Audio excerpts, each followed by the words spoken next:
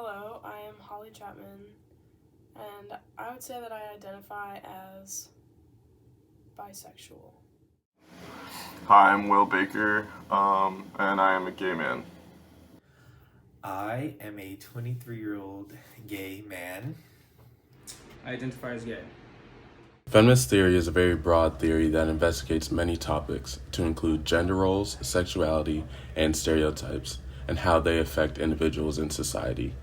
The main goal of feminist theory is to gain a better understanding of how these topics interact with one another in order to ensure equality for those who might not receive equal treatment within these topics. Yes. Elaborate a little bit. Well, I can say I'm feminine and masculine. There's just certain phrases that you would hear predominantly in the gay community. I gotta say all the time, or I don't know, when I comment on someone how they look. If I think a guy looks good, I say it, and then it's no remorse behind it.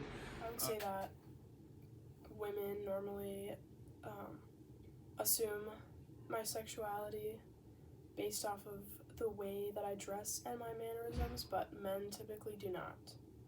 Think that they usually assume that I'm straight. I can be described as being somewhat flamboyant. People can say that I have said that I have a gay accent, my mannerisms and stuff like that. The military often shares many characteristics of the common workplace. However, West Point is an interesting combination of the workplace, military, and education. We were interested in getting a better understanding of how the combination of the three would affect sexual minorities' social interactions.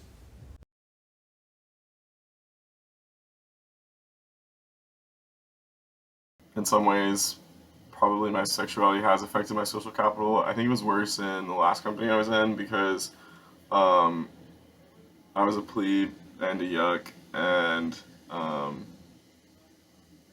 I feel like it was more like I was tolerated than I was supported. As a person and as a gay man, um, I feel very supported in the company I'm in now, and I think I do have a decent amount of social capital. Um, I do kind of wonder if that's at all impacted by my sexuality. In a way, yes. It depends. Um, I would say it depends on the age range, because if I me being one of the oldest people in my class, it's kind of hard to interact with people who are more mature and understand sexuality and concept. So they also have influences from back at home. They really don't have their own self identity of how to navigate the world. So it's kind of hard to because I'm really true of who I am. It's kind of hard to be who I am with people not trying to force their influence back at home onto me. In my personal experience, obviously in social environments, there's always going to be people that you either do or do not gravitate towards. There have been social circles that, because of my sexuality, I do not gravitate towards. And that's just in my personal life and all over. Generally, the treatment that I've gotten, as a gay man, has been overall positive. Like I said, I'm on the boxing team. There hasn't really been very many instances, or if any at all, of someone directly having an issue with me because of my sexuality. And if they did that, I did not know it. I like to think of myself as a very personal individual. I'm kind of extroverted, a little bit outgoing. So I think my personality, even if people did have an issue, it didn't show, and they had no reason to act any kind of way, any kind of way towards me. And I moved through social circles pretty easily, and I really haven't found that being gay gets in the way of that too much, anyway. Historically, sexual minorities have had a difficult experience in the workplace, often because of people's beliefs about established gender norms. More specifically, people often act on their implicit biases regarding how they feel someone is supposed to act, and thus be attracted to.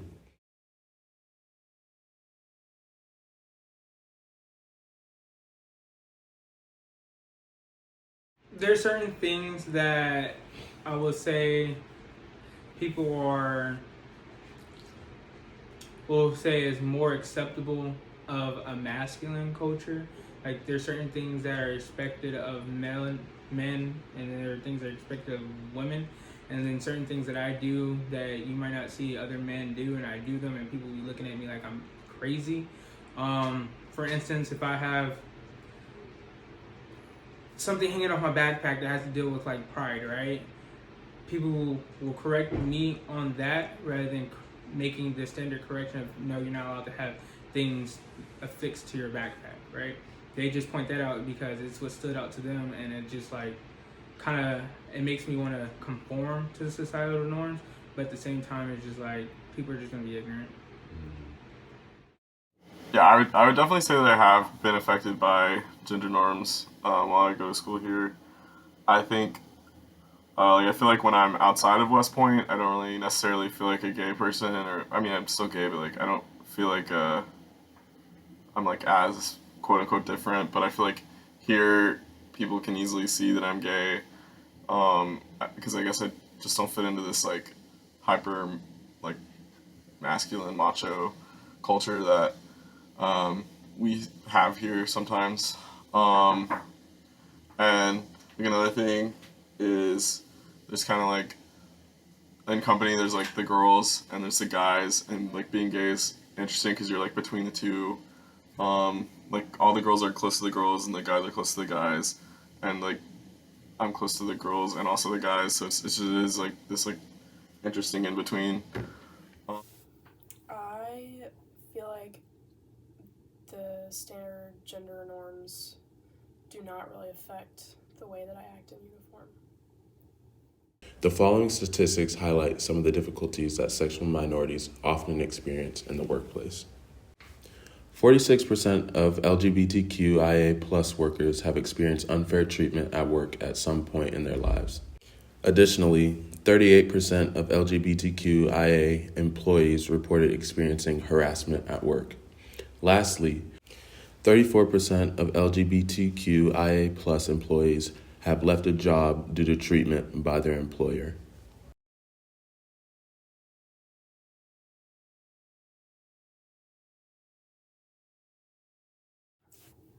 I think that females probably at West Point and in the military are more likely to be accepted if they are gay or bisexual or just in the LGBTQ community.